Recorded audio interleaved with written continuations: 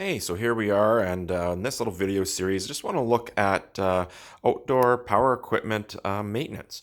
And so we're going to look at some of the things that we would do to a boat and boat trailer prior to winter and or in the spring. And I'll talk a little bit about both as we carry on through the video. So let's start here with the engine. So here we have a four-stroke engine, so it's very similar to automotive mechanics. And we'll talk about the engine. We'll go from the bottom up. And so let's talk a little bit about the leg of the engine first, then we'll move right into the power head. So down here at the leg is a very important part of your maintenance.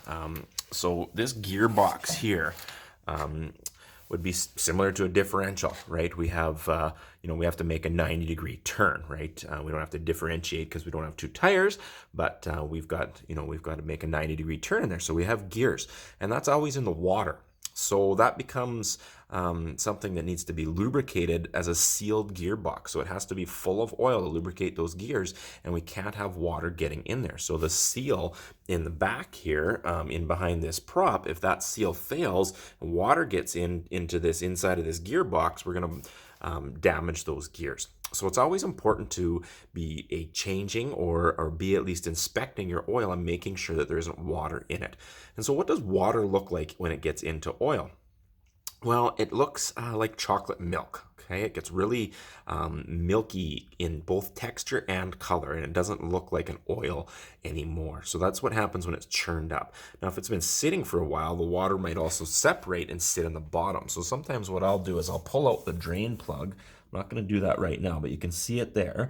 Take that drain plug out and put it back in quick, and then you can see if there's any water that had settled down and sat in the bottom, especially if the boat's been sort of sitting all winter or things like that. But generally speaking, that water will mix up and turn up with that oil, and you'll be able to inspect it with your oil. So you can see here we've got an oil level plug as well as a vent. So that vent, if you're filling this up, it's kind of tricky to get in there. What I do is I put a little hose. I got a little hose attachment that I put on my gearbox oil, marine gearbox oil, and I'll just kind of squirt it in there. There are some pumps you can use to pump it in as well. So the vent you need to take out so that when you're pumping in the oil, the air has some place to go. Otherwise, you're just going to be pumping and pressurizing up the whole cavity here. So you take the vent out, and then you can vent your air out, and you just simply fill it up until that oil level comes out. And you, of course, would have drained it out first and then replaced the drain plug. So it's just like changing oil. But we're just going to take and check it here. I'll try and get the light here. Now, it's hard to get in there. It should be kind of running out the top when you take that out, but it's probably just underneath here. So I've got a little bent wire that I can just kind of get in there. Gonna get it down.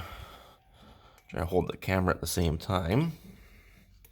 Okay, and then you can see here, hopefully you can see, hard to focus on that, but I can see that I've got nice clean oil on that wire, and it was just underneath the threads. So then of course I'll take and put that plug back in. You want to check those seals. It's the same as doing an oil change. Okay, so remember that this is in water, so we want to take and inspect what these threads look like and what that seal looks like. Now there is no gasket on there, so I can see, oh, that gasket's missing, but I actually see that it is still in there. So I want to check the condition of that gasket. I don't want to just throw it back on and then have that a spot where water can leak in. Okay, so here we are now on the power head.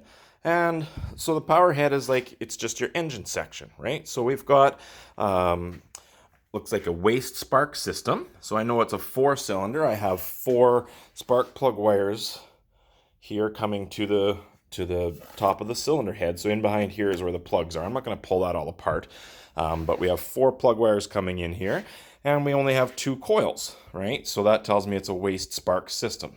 Right, so as far as ignition system maintenance goes, I've just done that last fall, so I don't want to tear this all apart again, but I'll show you a little bit here. So if you are changing plug wires, right, and plugs, you would take and pull this cover off here, and that would give you access to both sides of your plug wire, and then the spark plugs would be in behind here in a line down 1 to 4. So the first thing that's important is to identify cylinder placement to make sure that we're putting, number 1 and 4's coil back on a number 1 and 4, and, take a picture, mark it with a marker, those kinds of things. So you make sure that you do it right. Now, there's sort of two schools of thoughts here. You could just change plugs and wires. It's a good maintenance to just change them. We can inspect them visually and electronically, but there's a lot of things that we can't test, right? We don't really know if the internal core of the plug wire is starting to crack a little bit. There's lots of times inside a plug it might look fine visually. Even brand new plugs out of the box that have been dropped can be cracked internally and shorting out. So typically, I recommend just, changing those plugs and wires at their service intervals, and not so much pulling them in and out all the time to try and inspect them, because there's lots that you can miss. But it is important to, be able to inspect to a certain degree, because a lot of times those problems can cause, corrosion, and things can cause misfires and some other running issues. So we need to be able to do a little bit of both. So I'm going to take a plug wire off here just to show you at least one end. So you want to grab it by the boot, okay, and pull off from the boot. You don't want to grab and pull by the wire, because you can pull that secondary terminal off here and strip it away from the wire. So what are we looking for here? Well, we don't want any signs of corrosion or dirt or rust or anything like that, okay? The boot itself, we want to make sure it's good pliable rubber and that there's no visual signs of cracking or anything like that. This all is thick insulation, so that this high voltage can't push current through it, right? So if we have a little crack or anything like that in this rubber, it can push through and find ground to some bolt or something that's close by, because that would be an easier way for current to flow than to go over the gap in the cylinder. Okay, so I've got some dielectric grease on the end. Dielectric grease prevents corrosion, but it's extremely high resistance, so current can't flow through it and go to ground, right? You can't just use a normal grease, you have to use a dielectric grease. So even if you're not changing plug wires, pulling them off and making sure that everything's clean and in there and putting some dielectric grease on it is a good practice. Okay, and we push it back in, and you can hear a tiny little click or feel a little click, and then you know that you're in all the way. Okay, and the plug side would be very similar. The boots sometimes are down a little further, and you can take them off with spark plug boot pliers. They're special little insulated pliers that you can grab the boot and pull without damaging it. You don't want to use regular pliers. So if you can't reach with your fingers, you want that special tool for sure. Like I said, I just changed plugs, and I don't want to pull this all apart and risk damaging them. So when you do change plugs, you want to use a plug socket, and a plug socket has a little rubber grommet inside that helps protect the plug, because any little bit of sideways pressure on that porcelain of the plug can crack it. It can crack it internally where you don't even see it. So you do want to be really careful when you're taking that, and we'll save that for another lesson on how to remove and install plugs. But that would be something else that you would look at doing as a periodic maintenance. Typically, there's an hour requirement for doing it that's listed in your owner's manual, and at so many hours you change them. Now these are all nice and new. Boots are all nice and pliable. They're not getting brittle. There's no cracks. The wires, same thing. Okay. So what else for maintenance here? So that's sort of the gist of the ignition system. You can look at sort of the primary stuff, make sure, all these connectors and things going to the coils don't look corroded or worn or cracked and all that sort of stuff. Have a look at all your electrical, right? Your starter cable, things like that. The last thing you want to do is get out on the water and it doesn't crank because you've got a loose starter bolt and it's all corroded. So, just kind of look at everything electrical and make sure you don't have rust and corrosion. Okay, so let's talk a little bit about oil. So over here on the side, we have our oil filter here. Now you can see that I just changed that on October 2019. So I just did this last fall in preparation for winter. So I like to put in nice fresh oil before winter, before it sits, so that I don't have any fuel acids or things like that potentially could be eating away at the internal components. So I change mine in the fall. Now in the spring, I just take and check and make sure that it's still topped up. So it's just like a car. We just have a dipstick here, okay, and you can see that the level is good there, and so it's just a little over full. It's right there on the edge of the camera. I'm just kind of showing you where it is. You can see it's dry and it starts getting wet right about there. Okay, but good, nice, clean oil. okay, and doesn't look like any water got in there throughout the winter. Okay. Um, the oil filter is just a spin on, spin off, same as automotive, so hand tight, and spin that cartridge on. It's actually a Wix filter, just like a car. Okay. Now, if you were gonna drain it, where do you do that? So typically, we have a drain plug. You can see it down there. It's usually on the leg somewhere, so it'll come way down. There'll be a big drain tube coming down from the engine through the leg, and you can have that drain plug down there. So just think about mess, right? If you take this out, you don't want oil running in all behind that plastic shield. So I usually take like a piece of cardboard and make a little funnel and make sure that I'm capturing it pretty good. Okay, so that's how we would change that oil. So drain it out. And filter, same thing. Check your seal. That's all getting close to water down there or in the water, that plug. So making sure that the seal's good and the plug's good and tightened properly. Okay. Now that we're off over here on this side, we can see here that we do have some of our fuel system here. Oh, actually, I should point out first, so that's where we would fill the oil. So the oil fill and the dipstick are in different places, but just like a car, it's got a little oil logo on it, so it's pretty straightforward once you get into it. Okay. So we've got a little fuel filter in here. So we would take this off here, spin this off, and there's just a little filter in there that is good to change periodically as well. One thing that I do in the winter is I usually leave about an eighth or quarter of a tank of fuel in the tank, and then I put in Seafoam, which is a gas stabilizer and a cleaner, and I'll put that in the tank and I'll run it a little bit and get it all worked up in with the fuel and throughout all this system, so that over winter I don't end up with stale fuel in the fuel lines and things like that. Okay. It looks like we've got another little inline filter here. So we've got a separation filter here, and then this one's set up so that the heavy sediment can drop down, and then we've got a second inline filter here too. So both of those can get changed periodically. Now I don't have those filters, so I'm not going to pull those apart. And again, I know I've changed those. I think the fall before last, so they should be fine. Now what I did is I've also put in another inline filter where the fuel lines come in. So this is my fuel line here, and it's going down through and into here where my battery is, and I'll show you later. And I've put a second inline filter in there too. So I just I put what I can see through in there, and then we can check that as well. Okay, so you can see the fuel filter I put in down there. A little hard to see everything. It's kind of down in here underneath the bench, but I put in a fuel filter, an inline fuel filter. And you can see that if I can get my light out of the way, you can see that it's a clear filter. So I can see if there's sediment and garbage in there, and then I can change that filter as well. So just extra filtration, if you got sediment and crap in your tank, it doesn't even get to the engine filtration. So while we're down here, we see the battery. Okay, so we've got all kinds of battery connections. Now, boats are notorious for corroded terminals.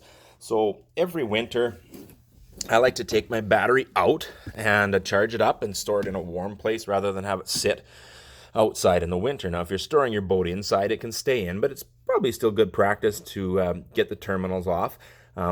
Disconnect them in the proper order, so making sure that you take off the negative first, okay, and put it back on last.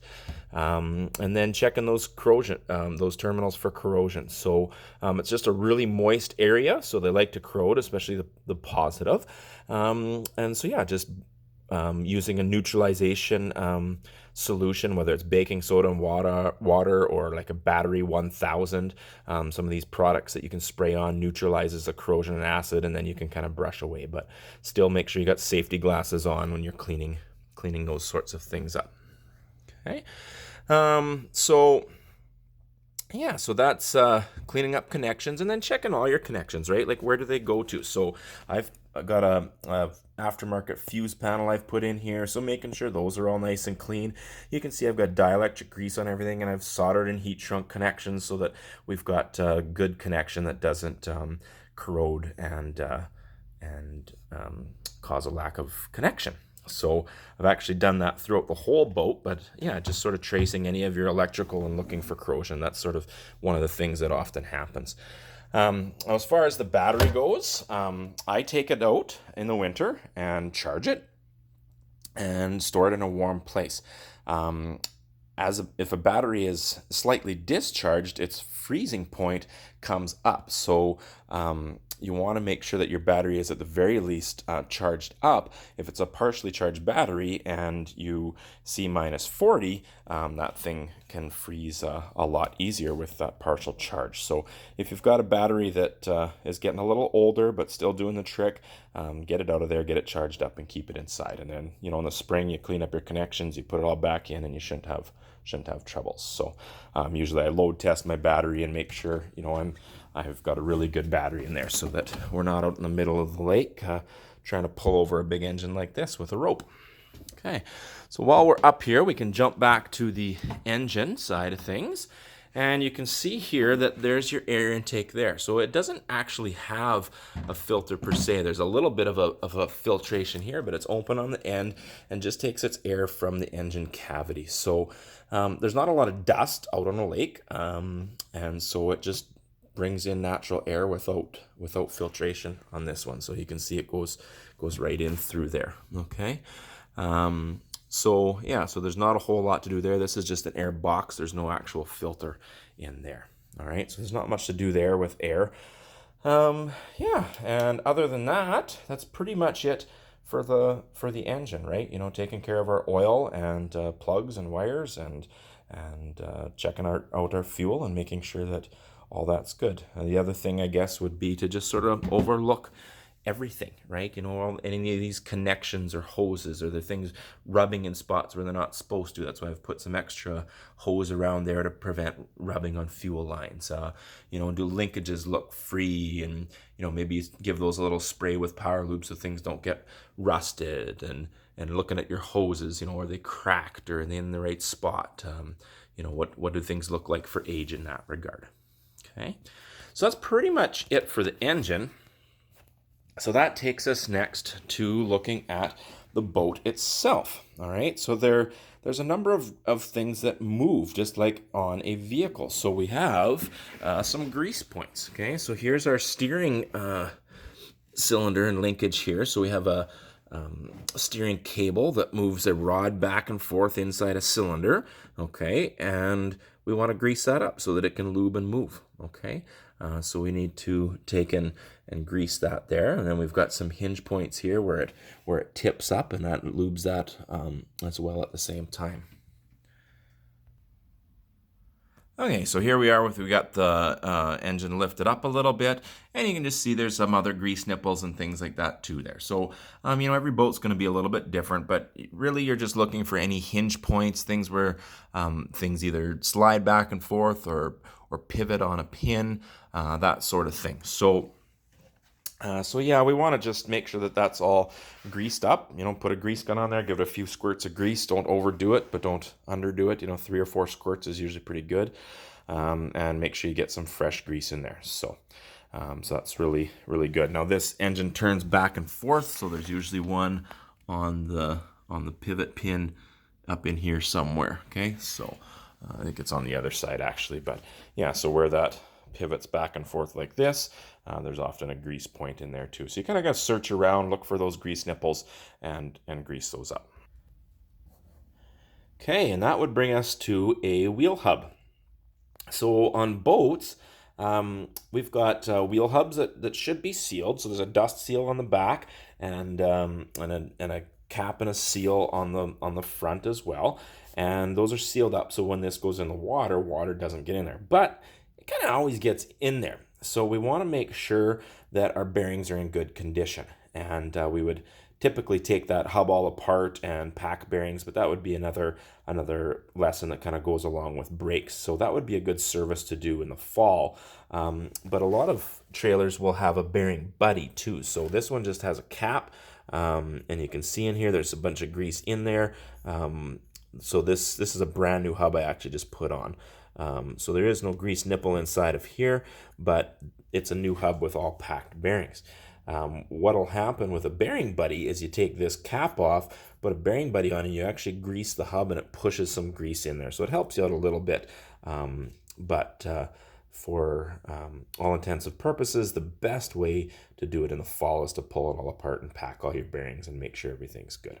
Okay, these are brand new hubs, so I don't need to do that until this fall, and at that time I'll probably put on some bearing buddies and make sure that there's lots of grease there for the next season.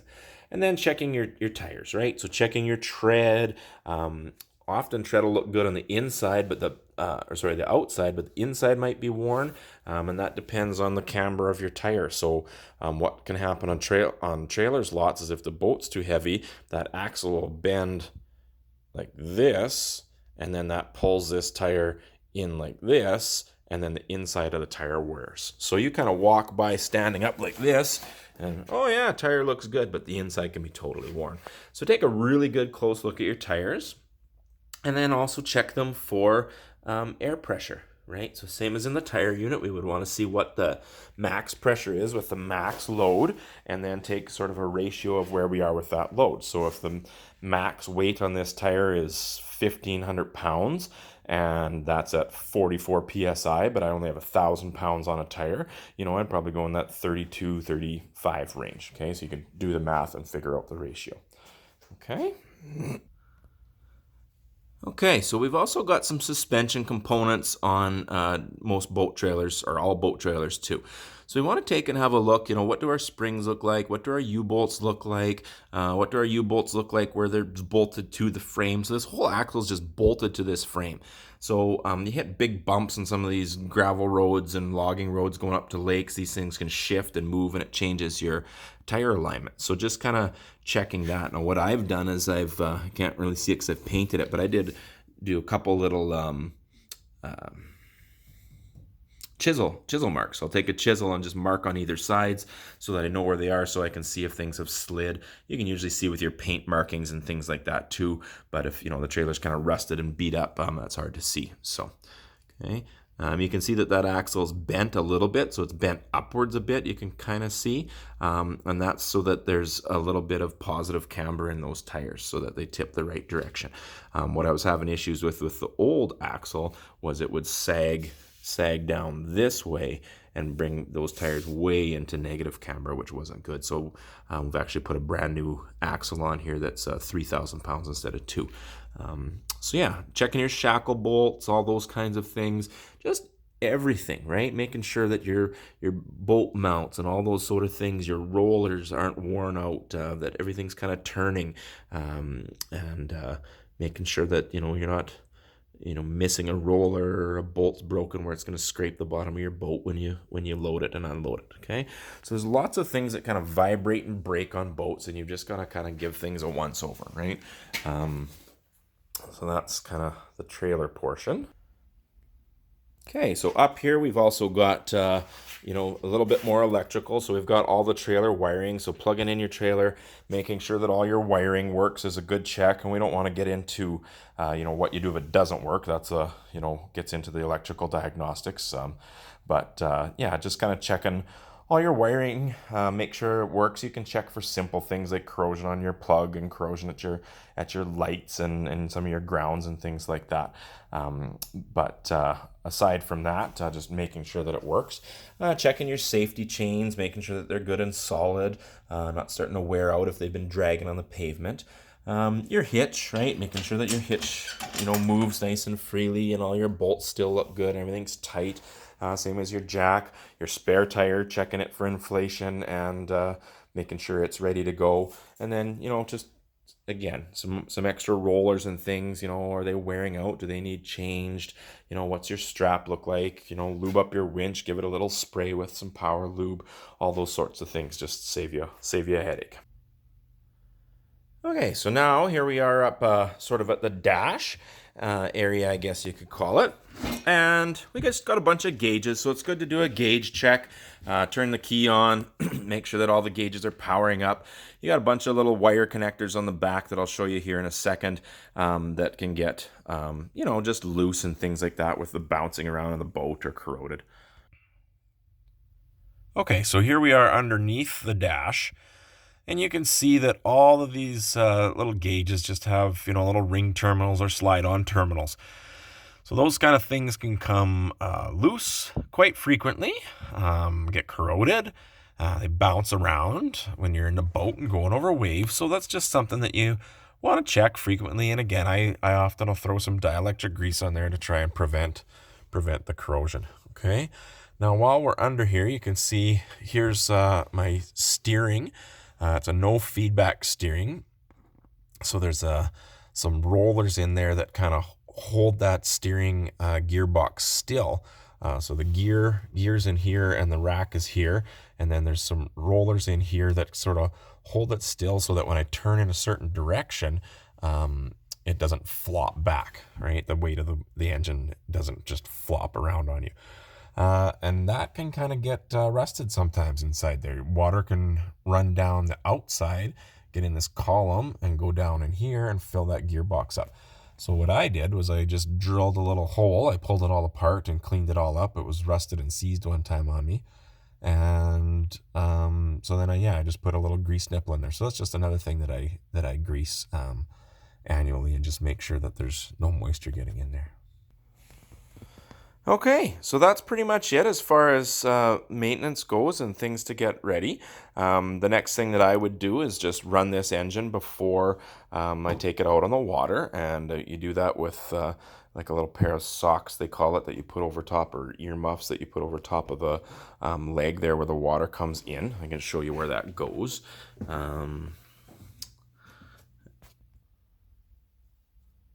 Okay, so here we have the inlet. So this is in the gearbox, but the gearbox would be sealed up in this portion here. Now this is the water inlet for the water pump. So water can come in here, the water pump's in behind here, and then it pumps water up to the engine. That's what cools our engine off. So it's always good to flush that out before winter, and then sometimes even I'll take and just dump a little bit of RV antifreeze in through there too, and just make sure that there isn't a bunch of water sitting in the block. But it does drain out usually pretty good. Before winter too, I'll lift this up and down and kind of get different angles, try and get all the water out as well. So it's not critical to put antifreeze in here like it is with an inboard engine, because you've got coolant galleries that are just sitting at a level, holding coolant or holding lake water rather than draining out like an outboard does. So with an outboard, to get water in when you're not at the lake, you throw these little earmuffs on. Okay, so those just go over top like that, and you simply hook a garden hose up in here, and you can feed that with water. Okay, and then you want to watch and make sure that it's spraying out here. Okay, so that's where the water exits from. So same thing when you're running your boat in the water, you're kind of always looking and watching and making sure that it's got a discharge of water coming out that back. Okay. Sometimes they'll get plugged up. So it's a good thing to have a kind of a long piece of wire with you. You can kind of shove it in through that hole and kind of get it unplugged, or these holes down here. So when you're boating, if you're in kind of mud and muck and you're a little bit low, sometimes you suck some crap in. So it's just always good to watch that. And then of course that's a good maintenance procedure, right? To hook up water and flush that out, make sure you don't have any gunk in there. So that's something that I would do sort of in the fall and then again in the spring, just to make sure everything's running and get her warmed up before we go. So we won't video us running it, but that's what it looks like.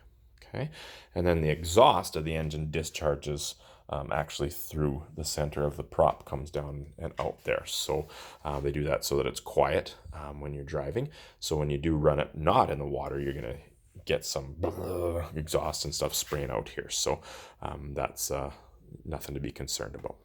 Okay. All right, I think that's pretty much it. That wraps us up for that little lesson of kind of what to look at for a boat. Of course, all your internals, right? Making sure that your tarps and all that kind of stuff are in good shape, and your buckles and your straps and just all that little stuff that can go wrong on the side of the road. So, and then you're good to go and you're ready to go fishing.